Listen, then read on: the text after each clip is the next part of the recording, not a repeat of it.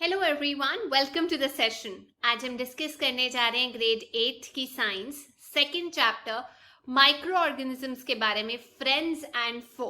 फो का मतलब एनिमी। ये है पार्ट 2। पार्ट 1 में हमने समझा था कि जो माइक्रो ऑर्गेनिजम्स हैं या माइक्रोब्स हैं वो किस तरीके के होते हैं और वो कैसे हमारी मदद करते हैं। आज की क्लास में हम पढ़ने जा रहे हैं कि जो माइक्रो ऑर्गेनिजम्स हैं वो अच्छे भी होते हैं लेकिन उनके कुछ हार्मफुल इफेक्ट्स भी होते हैं। तो आज का जो टॉपिक है वो है हार्मफुल माइक्रो ऑर्गेनिजम्स। ये माइक्रो ऑर्गेनिजम्स जो हैं ये हमारे लिए कई तरीकों में हार्मफुल होते हैं, नुकसानदायक होते हैं। ये हमारे अंदर बीमारियां पैदा करते हैं, प्लांट्स के अंदर बीमारियां पैदा करते हैं, एनिमल्स के अंदर बीमारियां पैदा करते हैं। तो जो माइक्रो ऑर्गेनिजम्स बीमारियां पी से पैदा करते हैं उनको हम पी से पैथोजेंस बोलते हैं। बीमारियां पैदा करने के अलावा ये खाना खराब कर देते हैं, कपड़े खराब कर देते हैं, लेदर खराब कर देते हैं। तो चलिए इनके कुछ हार्मफुल इफेक्ट्स के बारे में पढ़ते हैं। सबसे पहले हम पढ़ेंगे कौन कौन से माइक्रो ऑर्गेनिजम्स हैं जो हमारे अंदर डिजीजेस कॉज करते हैं। डिजीजेस से, बीमारियां पी से पैदा करने वाले ऑर्गेनिजम्स को हम बोलते हैं पैथोजेंस। जो हमारे शरीर में एंटर हो जाते हैं हवा से जो हम ब्रीथ करते हैं, पानी से जो हम पीते हैं, खाने से जो हम खाते हैं। तो ये डायरेक्ट कांटेक्ट में जब हम आते हैं इन्फेक्टेड पर्सन के तो हमारे अंदर चले जाते हैं वो माइक्रो ऑर्गेनिजम्स और माइक्रोबियल डिजीजेस पैदा करते हैं। अब ये माइक्रोबियल डिजीजेस जो हैं ये इन्फेक्टेड पर्सन से हेल्दी पर्सन में चली जाती हैं फिजिकल टच करने से, उस इंसान के संपर्क में आने से, जूठा खाना पानी पीने से और उसके आसपास की जो हवा है वो सूंघने से। तो इस तरीके की बीमारियां जो फैलती हैं छूने से उनको हम कम्युनिकेबल डिजीजेस बोलते हैं। कम्युनिकेट हो जाती है ना, तो ऐसे याद करना, जैसे कि कॉलरा हो गया, कॉमन कोल्ड, अच्छी छीका किसी ने और साथ में किसी और को हो गया, चिकन पॉक्स हो जाता है, टीबी हो जाता है। तो जो इंसान जब वो कोल्ड से सफर कर रहा होता है या उसको छींके आ रही होती है तो कुछ मुंह से ड्रॉपलेट्स निकलते हैं, मॉइस्चर निकलता है जिसके अंदर बहुत सारा वायरस होता है, बीमारी पैदा करने वाला वायरस, जो कि एक हेल्दी इंसान इनहेल कर सकता है और उसको इन्फेक्शन हो सकती है। अब ऐसी चीज को रोका कैसे जाए? देखिए, जब आप छींक रहे हैं आमतौर पे भी और जब आप बीमार हैं तब भी, जब आप छींक रहे हैं तो जरूरी ये है कि आप हैंकरचीफ जो है वो रख के छींके, अपने मुंह और नाक को ढक के छींके, जिससे कोई और तो इन्फेक्ट ना हो। तो ये जो बीमारियां हैं ये सीधा संपर्क में आने से भी हो जाती हैं। इसके अलावा इनको ट्रांसमिट किया जाता है इंसेक्ट्स या एनिमल्स के द्वारा। तो ये जो इंसेक्ट्स और एनिमल्स ट्रांसमिट करते हैं डिजीजेस को, इनको बोला जाता है carriers of disease causing microbes. जैसे हाउस फ्लाई आपने देखा होगा घर में, गार्बेज कूड़े पे बैठी, ह्यूमन एक्सक्रीटा पे बैठी और वही आपके खाने पे बैठी जो आपने खाया। तो जब अनकवर्ड रखा जाता है खाने को तो वो खाने लायक नहीं रहता, क्योंकि गंदे कीड़े उसके ऊपर आके बैठते हैं, पता नहीं वो कहाँ कहाँ बैठे होंगे, और वो ट्रांसफर करते हैं पैथोजेंस, वो बीमारी वाले जो माइक्रोब्स हैं अपने साथ लेकर आते हैं और डिपॉजिट कर देते हैं। इसीलिए जब हम खराब खाना खाते हैं तो डेफिनेटली हम बीमार हो जाते हैं, या बिना ढका हुआ खाना खाते हैं तो बीमार हो जाते हैं। वैसे ही एनोफिलीज जो मस्कीटो है वो एक फीमेल मस्कीटो है जो कैरी करता है बीमारी पैदा करने वाले मलेरिया को, मलेरियम प्लाज्मोडियम को। वैसे ही एडीज, कुछ लोग इसे एडीज बोलते हैं, कुछ ईडीज भी बोलते हैं। ईडीज मॉस्किटो जो है वो कैरी करता है डेंगू से होने वाले वायरस को। अब याद कैसे किया जाए? Anopheles, enough malaria, enough malaria. कई बार हम मम्मी को भी बोल देते थे इनफ, एम से मम्मी, एम से मलेरिया याद कर लेना। ईडस जो है वो याद कर लेना, डेंगी पैदा करता है। अब ये तो आपको कुछ ट्रिक बनाना पड़ेगा। ई डेंगी राइम कर रहा है, ई डेंगी। अब ये मलेरिया और डेंगू को कैसे स्प्रेड होने से बचाया जाए इसके बारे में तो हम पढ़ेंगे, लेकिन आपको याद है आपके टीचर ने कितनी बार आपको बोला है कि कहीं भी अपने घर के आसपास, स्कूल के आसपास पानी इकट्ठा मत होने दो। ऐसा क्यों बोला जाता है? इसलिए बोला जाता है क्योंकि जो मस्कीटोज हैं, जो मच्छर हैं, वो ब्रीड करते हैं, मतलब छोटे बच्चों को पैदा करते हैं, रिप्रोड्यूस करते हैं पानी के अंदर।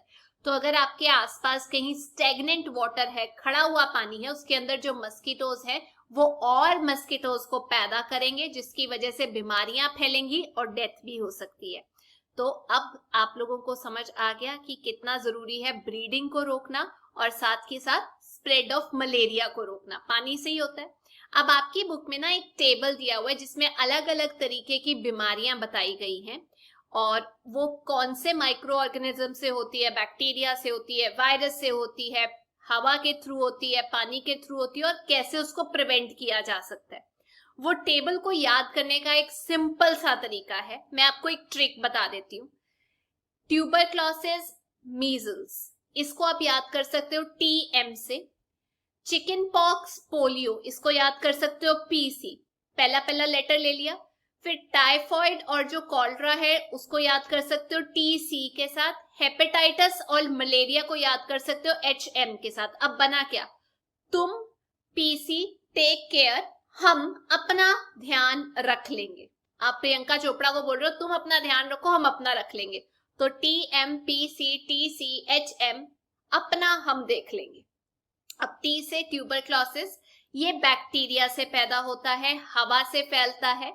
मीजल्स जो है वायरस से होता है, हवा से। चिकन पॉक्स वायरस से, हवा से फैलता है, कांटेक्ट में आने से फैलता है। पोलियो भी एक वायरस है जो हवा से भी फैलता है और पानी से भी।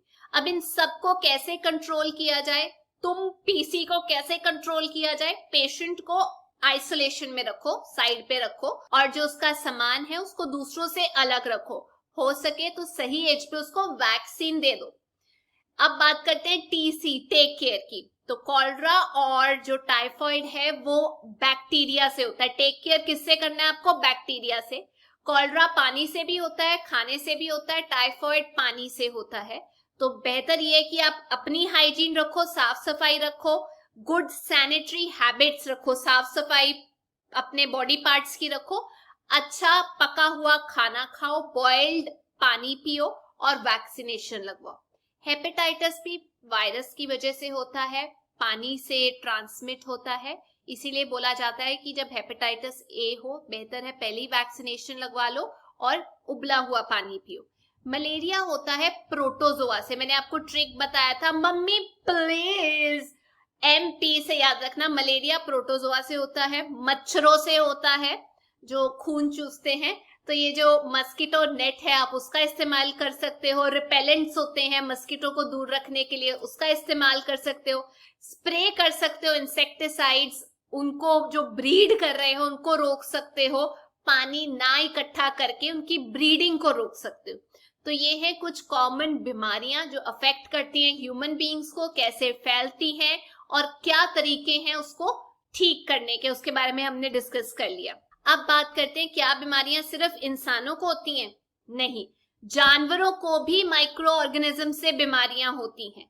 बहुत सारे माइक्रो ऑर्गेनिजम्स हैं जो बीमारियां पैदा करते हैं ह्यूमन बीइंग्स के अंदर, प्लांट्स के अंदर और जानवरों को भी नहीं छोड़ते। जैसे एंथ्रेक्स की बीमारी होती है ह्यूमन बीइंग को और कैटल को, गाय भैंसों को। ये बैक्टीरिया से होती है जिसमें बड़े बड़े स्पोर्स जो हैं वो खुल जाते हैं, ब्लैक कलर का बन जाता है और आपकी बॉडी जो है फाइट करती है उसके लिए। वैसे ही फुट एंड माउथ डिजीज जो है वो कैटल की डिजीज है जो कि एक वायरस से फैलती है। अब बात करते हैं क्या माइक्रो ऑर्गेनिजम्स प्लांट्स में भी डिजीजेस कॉज करते हैं? जी हाँ, माइक्रो ऑर्गेनिजम्स प्लांट्स में जैसे wheat, rice, potato, sugarcane, orange हो गया, एप्पल हो गया, इन सब में बीमारियां पैदा करते हैं। और ये जो है ये क्रॉप की प्रोडक्शन पे अफेक्ट करती है, यील्ड पे अफेक्ट करती है और जरूरी है कि इसको बचा लिया जाए, कंट्रोल कर लिया जाए प्लांट को। आगे बढ़ने से पहले मैं आपको बताना चाहती हूँ, रॉबर्ट कॉच थे जिन्होंने डिस्कवर किया था बैक्टीरियम जो कॉज करता है एंथ्रेक्स डिजीज और उस बैक्टीरियम का नाम है बैसिलस एंथ्रेसिस। याद रहेगा। अब बात करते हैं कौन कौन सी डिजीजेस कौन कौन से माइक्रो ऑर्गेनिजम्स की वजह से होती है और कैसे फैलती है प्लांट्स के अंदर। हम छिड़काव करके, केमिकल्स छिड़क के उनको माइक्रोब्स को कंट्रोल कर सकते हैं, पर उसका हमारी हेल्थ पे कितना इफेक्ट होता है आपको अच्छे से पता है। पहले बात करते हैं सिट्रस कैंकर की। सिट्रस का मतलब होता है खट्टी चीजें, तो ये बैक्टीरिया की वजह से होता है और खट्टी चीजों पे होता है। लेमन पे आपको मिल जाएगा, थोड़ा येलो कलर का हो जाता है, फिर ब्राउन होना शुरू हो जाता है। एयर के जरिए ये फैलता है। तो सी बी याद रखना, सिट्रस बैक्टीरिया की वजह से होता है, सिट्रस कैंकर। अगला है रस्ट ऑफ व्हीट, ये एक बीमारी है जो फंजाई की वजह से होती है। व्हीट फंजाई याद रखना, एयर से ट्रांसमिट होती है या बीजों से। अगला येलो वेन मोसैक ऑफ भिंडी, भिंडी को ओकरा भी बोला जाता है, वायरस से होती है, याद रखना भिंडी के अंदर वायरस से बीमारी होती है और इंसेक्ट्स के जरिए फैलती है। अब इसके ट्रिक्स आप बनाओ। अब बात करते हैं फूड पॉइजनिंग की। जो एक बच्चा है, एक बार वो पार्टी पे जाता है और घर का स्टफ खा के जो भी खाना उसको वहां पे मिलता है, उसका पेट खराब हो जाता है इतना कि उसको वॉमिटिंग आनी शुरू हो जाती है, हॉस्पिटल जाना पड़ता है। तो दूसरा बच्चा सोचता है कि आखिरकार खाना खाना क्या एक पॉइजन खाने के बराबर है। एक्चुअली हुआ क्या था, उस बच्चे को फूड पॉइजनिंग हो गई थी खराब खाना खाने की वजह से, जिसके ऊपर माइक्रोब्स या माइक्रो ऑर्गेनिजम्स ने अटैक किया था। तो जो माइक्रो ऑर्गेनिजम्स है वो खाने पे ग्रो करते हैं, और जब वो ग्रो करते हैं तो टॉक्सिक सब्सटेंसेस, घातक सब्सटेंसेस रिलीज करते हैं जो हमारे खाने को पॉइजनस बना देती हैं, हमें बीमार कर देती हैं, डेथ भी हो जाती है। तो इसीलिए जरूरी ये है कि खराब खाना ना खाया जाए। खाना खराब हो रहा है तो उसे फेंक दो, ज्यादा देर तक मत स्टोर करके रखो। अब बात करते हैं फूड प्रेजर्वेशन की, क्या हम खाने को बचा सकते हैं। देखिए, जो कुक्ड फूड होता है उसको आप ज्यादा देर तक नहीं रख सकते, 1 या 2 दिन बचा लो। ब्रेड को अगर आप ज्यादा देर तक नहीं यूज करते, उसके अंदर मॉइस्चर इकट्ठा हो जाता है, बरसातों के दिनों में खासकर उसके ऊपर फंगस का अटैक हो जाता है। तो जो माइक्रो ऑर्गेनिजम्स हैं वो आपके खाने को तबाह कर देते हैं, खाने से गंदी स्मेल आनी शुरू हो जाती है, टेस्ट खराब हो जाता है, कलर चेंज हो जाता है। तो ये जो खाना खराब होता है ये केमिकल रिएक्शन है। तो जरूरी ये है कि खाने को खराब ना किया जाए, क्योंकि जब देखो खाना खराब हो गया, केमिकल रिएक्शन कैसे है, जो खाना खराब हुआ उससे गंदी स्मेल आ रही है, कलर चेंज हो गया है, खाना जो खराब है वो फ्रेश तो नहीं ना रहा, चेंजेस आ गई है उसके अंदर, तो इसे हम केमिकल रिएक्शन कह सकते हैं। तो ये सब सुन के एक बच्चा बोलता है कि चलो खाना तो खराब हो जाता है, लेकिन फिर मेरी नानी माँ, दादी माँ इतना पुराना अचार कैसे प्रिजर्व कर लेती हैं। वो बच्चा बिल्कुल कंफ्यूज हो जाता है। तो चलिए एक बार बता देते हैं कि ये जो अचार है ये कैसे प्रिजर्व किया जाता है, या अलग अलग तरीके का खाना किस तरीके से प्रिजर्व किया जाता है। सबसे पहला तरीका है केमिकल मेथड। नमक डाल दो, एडिबल ऑयल जो आप खा सकते हो ऑयल्स वो डाल दो। ये कॉमन केमिकल्स हैं जो हम यूज करते हैं ताकि माइक्रो ऑर्गेनिजम्स जो हैं वो ग्रो ना करें, क्योंकि ये प्रिजर्व करते हैं खाने को, इनको प्रेजर्वेटिव्स बोलते हैं। कई बार नमक डाल दिया जाता है, सिरका डाल दिया जाता है प्रेजर्वेटिव के नाम पे अचार के अंदर, ताकि उसके अंदर माइक्रोब्स जो हैं वो ग्रो ना करें। सोडियम बेंजोएट यूज किया जाता है, सोडियम मेटाबाइसल्फाइड जो है कॉमन प्रेजर्वेटिव के नाम पे यूज करने वाली चीजें हैं। इनको हम यूज करते हैं जैम्स के अंदर, स्क्वैश के अंदर, चेक करना कि वो खराब ना हो जाए। इसके अलावा खाने को बचाया जा सकता है लंबे टाइम के लिए अगर आप कॉमन सॉल्ट, नमक यूज करो। मीट के ऊपर, फिश के ऊपर नमक लगा के रखा जाता है, उसको प्रिजर्व किया जाता है ताकि उसके ऊपर बैक्टीरिया ना ग्रो करे। और जो नमक है उसको हम यूज करते हैं आंवला को ठीक रखने के लिए, कच्चे मैंगोस को ठीक रखने के लिए, टैमरिंड को ठीक रखने के लिए। इसके अलावा शुगर को भी यूज किया जाता है। जैम्स, जेली, स्क्वैश कैसे प्रिजर्व किए जाते हैं, शुगर ऐड करके, क्योंकि जो शुगर है वो मॉइस्चर कंटेंट को रिड्यूस करती है। अगर मॉइस्चर कम होगा तो जो बैक्टीरिया है वो पैदा नहीं होगा और खाना खराब नहीं होगा। इसके अलावा ऑयल, सिरका यूज किया जाता है ताकि जो बैक्टीरिया है वो वहां पे एग्जिस्ट ना कर पाए। वेजिटेबल, सब्जियां, फ्रूट्स, फिश, मीट, इनको प्रिजर्व ऑयल या सिरके में किया जाता है। या फिर आप क्या कर सकते हो, हीट एंड कोल्ड ट्रीटमेंट देके। आपने अक्सर मम्मी को देखा होगा कि दूध को जब वो रखते हैं घर पे तो पहले उबाल के रखते हैं, तभी स्टोर करते हैं। जब आप बॉईल कर देते हो तो काफी माइक्रो ऑर्गेनिजम्स, माइक्रोब्स जो हैं वो मर जाते हैं। उसके बाद आप उसे स्टोर कर सकते हो कम टेम्परेचर पे, क्योंकि कम टेम्परेचर पे भी माइक्रोब्स जो हैं वो ग्रो नहीं करते। पहले आपने उबाल के तबाह कर दिया माइक्रोब्स को, और उसके बाद रेफ्रिजरेटर में रख के आप उसके अंदर और माइक्रोब्स पैदा नहीं होने दे रहे। तो अब समझ में आया कैसे मिल्क को बचाया जाता है। अब आप सोच रहे होंगे कि आपके पास जो मिल्क आता है वो एक्चुअली पैकेट्स में आता है और वो खराब नहीं होता। मम्मी ने भी बोला है कि जो मिल्क है जब वो पैस्चराइज्ड होता है तो वो खराब नहीं होता। क्यों? देखिए, जो मिल्क हमें पैकेट्स में मिलता है वो खराब इसलिए नहीं होता क्योंकि वो पैस्चराइज्ड मिल्क होता है। पैस्चराइज्ड का मतलब ये होता है कि उसको एक प्रोसेस से निकाला जाता है जिसमें उसको हीट किया जाता है दूध को पहले एक टेम्परेचर पे जो कि है 70 डिग्री सेल्सियस। इस टेम्परेचर पे उसको 15 से 30 सेकंड के लिए हीट किया जाता है और फिर एकदम से उसे ठंडा कर दिया जाता है और फिर स्टोर किया जाता है, जिससे जो माइक्रोब्स हैं उनकी ग्रोथ नहीं होती। तो ये जो प्रोसेस है इसे डिस्कवर किया था लुइस पैस्चर ने, इसीलिए इसका नाम रखा गया पैस्चराइजेशन। पैकेट वाला जो दूध होता है वो पैस्चराइज्ड ही होता है। अब क्लियर हो गया? तो ये जो दूध उबाला हुआ है ये फ्री है हार्मफुल माइक्रोब से। स्टोर किया जाता है आजकल ड्राई फ्रूट्स को, वेजिटेबल्स को बेचा जाता है बिल्कुल सील्ड, बंद, एयर टाइट पैकेट्स के अंदर, ताकि उसके अंदर माइक्रोब्स पैदा ना हो। अब बात करते हैं लास्ट टॉपिक नाइट्रोजन फिक्सेशन के बारे में। याद है आपको मैंने पढ़ाया था बैक्टीरियम राइजोबियम के बारे में, जो नाइट्रोजन को फिक्स करता है लेग्यूमिनस प्लांट्स के अंदर, पल्सेस के अंदर। तो ये जो बैक्टीरिया है ये रूट्स के अंदर रहता है, रूट नोड्यूल्स के अंदर रहता है सिम्बायोटिक रिलेशनशिप में। आप इसे देख सकते हो बीन्स के अंदर, पीज के अंदर। सिम्बायोटिक मतलब एक दूसरे से बेनिफिट करते हैं ये।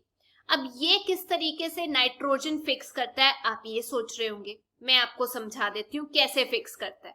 देखिए, सबसे पहले ये समझना जरूरी है, बुक में ये भी बोला गया है कि जो नाइट्रोजन है वो लाइटनिंग के जरिए, जो बिजली होती है गिरती है आसमान से, उसके जरिए भी यूज की जा सकती है प्लांट्स से। तो ये कैसे होता है? देखिए, जो नाइट्रोजन का मॉलिक्यूल है उसके अंदर 2 एटम्स होते हैं नाइट्रोजन के, जो इकट्ठे चिपके होते हैं, टाइटली एक दूसरे से बंधे होते हैं। अब ये जो प्लांट्स हैं ये नाइट्रोजन को तभी एब्जॉर्ब कर सकते हैं जब ये 2 एटम्स जो हैं ये अलग हो जाएं। इनको बेसिकली हम लोगों को तोड़ना है और इनको तोड़ने के लिए बहुत ज्यादा एनर्जी की जरूरत होती है, और ये एनर्जी मिलती है जब लाइटनिंग होती है। तो जब लाइटनिंग का ब्लास्ट होता है एटमॉस्फेयर में, उसकी वजह से नाइट्रोजन का जो मॉलिक्यूल है वो टूट जाता है। ये नाइट्रोजन का एक मॉलिक्यूल एटमॉस्फेयर में मौजूद ऑक्सीजन के साथ एकदम से मिल जाता है, जो बन जाता है नाइट्रोजन ऑक्साइड। अब ये नाइट्रोजन ऑक्साइड जब बारिश होती है तो नीचे चला जाता है और रेन में डिसॉल्व होके ये बन जाता है नाइट्रेट। और जब ये नीचे जाता है धरती पे तो जो नाइट्रेट्स होते हैं बेसिकली वो सुपर फर्टिलाइजर का काम करते हैं और ऐड करते हैं नाइट्रोजन सॉइल के अंदर जो प्लांट्स को चाहिए होती है। वैसे ही जो राइजोबियम बैक्टीरिया है वो ही एक बैक्टीरिया है जो प्लांट्स यूज कर सकते हैं नाइट्रोजन लेने के लिए सॉइल से। अगर वो नहीं है तो ऑटोमेटिकली प्लांट्स में यूरिया डालने की जरूरत होती है अगर नाइट्रोजन कम हो जाए। तो आप ये कहिए कि लाइटनिंग से भी नाइट्रोजन प्लांट्स तक पहुंच जाती है, और साथ ही साथ हमारा राइजोबियम बैक्टीरिया या कुछ एल्गे भी नाइट्रोजन को पहुंचाता है प्लांट्स तक। क्लियर हो गया कितना जरूरी है बैक्टीरिया का होना? हमारे एटमॉस्फेयर में 78% नाइट्रोजन है। कोई गैस अगर मैक्सिमम अमाउंट में मौजूद है तो वो है नाइट्रोजन। ये एक इंपॉर्टेंट हिस्सा है नाइट्रोजन सब लिविंग ऑर्गेनिजम्स का, क्योंकि ये एक हिस्सा बनता है प्रोटीन का, क्लोरोफिल का, न्यूक्लिक एसिड का, विटामिन्स का। तो मतलब हर लिविंग ऑर्गेनिजम्स में होता है। अब जो एटमॉस्फेरिक नाइट्रोजन है मैंने आपको बताया प्लांट्स और एनिमल्स उसे डायरेक्टली नहीं ले सकते। कुछ बैक्टीरिया होता है राइजोबियम और ब्लू ग्रीन एल्गे होता है जो सॉइल के अंदर मौजूद होता है, जो नाइट्रोजन को एटमॉस्फेयर से ही ले लेता है और फिर प्लांट को दे देता है। उसके जो कंपाउंड्स चाहिए होते हैं नाइट्रोजन के प्लांट को, एक बार जो नाइट्रोजन है वो इन कंपाउंड्स में बदल जाता है, उसके बाद प्लांट्स उसे आसानी से सॉइल से ही खींच सकते हैं अपने रूट सिस्टम के जरिए। तो जो नाइट्रोजन है वो प्लांट्स को क्यों चाहिए होता है? वो इसलिए चाहिए होता है क्योंकि नाइट्रोजन यूज करके प्लांट्स अपना प्रोटीन बनाते हैं और बहुत सारे कंपाउंड्स बनाते हैं। एनिमल्स जो प्लांट्स खा रहे होते हैं वो उन्हीं से वो नाइट्रोजन ले लेते हैं। तो प्लांट्स और एनिमल्स जब मर जाते हैं उसके बाद जो बैक्टीरिया और फंजाई होता है सॉइल के अंदर, वो कन्वर्ट कर देता है उनके नाइट्रोजनस वेस्ट को, क्योंकि उनकी बॉडी में होगा ना कुछ नाइट्रोजनस वेस्ट, उन नाइट्रोजनस कंपाउंड्स के अंदर तब्दील कर देता है जो प्लांट्स फिर खींच सकते हैं। तो ये एक पूरा साइकिल है जो चलता है, प्लांट्स देते हैं और वापस उनको मिल जाता है। आप यहाँ डायग्राम में देख सकते हैं, सबसे पहले कंपाउंड्स है नाइट्रोजन के जो सॉइल में मौजूद है, नाइट्रोजन नहीं उसके कंपाउंड, उसकी वो वाली फॉर्म जो प्लांट्स ले सकते हैं, वो प्लांट्स खींच लेते हैं राइजोबियम के जरिए। एनिमल्स जब मर जाते हैं फिर वो वेस्ट वापस से सॉइल के अंदर चला जाता है। दूसरा, जो कंपाउंड्स है नाइट्रोजन के सॉइल में मौजूद, उसके ऊपर बैक्टीरिया काम करता है और उस नाइट्रोजन को नाइट्रोजनस गैस में बदल देता है जो एटमॉस्फेयर में जाता है। लाइटनिंग होती है, फिर से वो नाइट्रोजन जो है ऑक्साइड में तब्दील होके नाइट्रेट्स की फॉर्म में बदल के हमारे को वापस सॉइल में मिल जाती है। एक और जरिया है, नाइट्रोजन जो है सॉइल में मौजूद, बैक्टीरिया काम करता है, एटमॉस्फेयर में जाती है, नाइट्रोजन फिक्सिंग बैक्टीरिया या ब्लू ग्रीन एल्गे काम करता है, नाइट्रोजन को खींच देता है। और बैक्टीरिया जो है हम ये कह सकते हैं क्योंकि वो काम करता है तो वो नाइट्रोजन को नाइट्रोजनस कंपाउंड्स में तब्दील करता है जो प्लांट्स को चाहिए होते हैं। पूरा साइकिल समझ में आ गया। लाइटनिंग भी हेल्प करती है, बैक्टीरिया भी हेल्प करता है। तो दोबारा बता रही हूं, नाइट्रोजन के 2 मॉलिक्यूल्स टूट गया हमारे लाइटनिंग की वजह से। एक जो मॉलिक्यूल है वो ऑक्सीजन के साथ कंबाइन हो जाता है, नाइट्रोजन ऑक्साइड बन जाता है। जब बारिश होती है तो ये जो नाइट्रोजन ऑक्साइड है ये तब्दील हो जाता है नाइट्रेट्स के अंदर जो नीचे जाता है सॉइल के अंदर, और ये फर्टिलाइजर का काम करता है। रूट से राइजोबियम बैक्टीरिया इसको उस फॉर्म में चेंज कर देते हैं जिसमें प्लांट्स को चाहिए होता है। तो ये थी आज की क्लास। पर जाने से पहले एक और इम्पोर्टेंट फैक्ट मैं आपको बता देना चाहती हूँ, वो ये है कि जो बैक्टीरिया है वो अर्थ के ऊपर ह्यूमन बीइंग से भी ज्यादा टाइम से एग्जिस्ट कर रहे हैं। ये इसलिए पॉसिबल है क्योंकि एक्सट्रीम कंडीशंस में सरवाइव कर सकते हैं। आप इनको बॉइलिंग मड पॉट्स में देख सकते हो जहां वोल्केनो होता है, कोल्ड ग्लेशियर्स के अंदर देख सकते हो, लेक्स के अंदर देख सकते हो, इनको पूल्स के अंदर देख सकते हो। और ये नीचे तक धरती सेवरल किलोमीटर तक आपको दिखाई देते हैं, स्पेस में भी एग्जिस्ट करते होंगे। इनफैक्ट एक किस्म का बैक्टीरिया जो है वो हमने रिकवर किया कैमरा से जो मून पे था 2 साल के लिए। तो प्रोबेबली हम ये कह सकते हैं ऐसा कोई इन्वायरमेंट नहीं है जहां बैक्टीरिया आपको सरवाइव करता हुआ ना दिखे। तो ये थी आज की क्लास। आई होप आप लोगों को ये चैप्टर समझ में आ गया है। अगर वीडियो अच्छी लगी तो please make sure you like, share and subscribe. We'll meet next. Till then, take care. Bye-bye.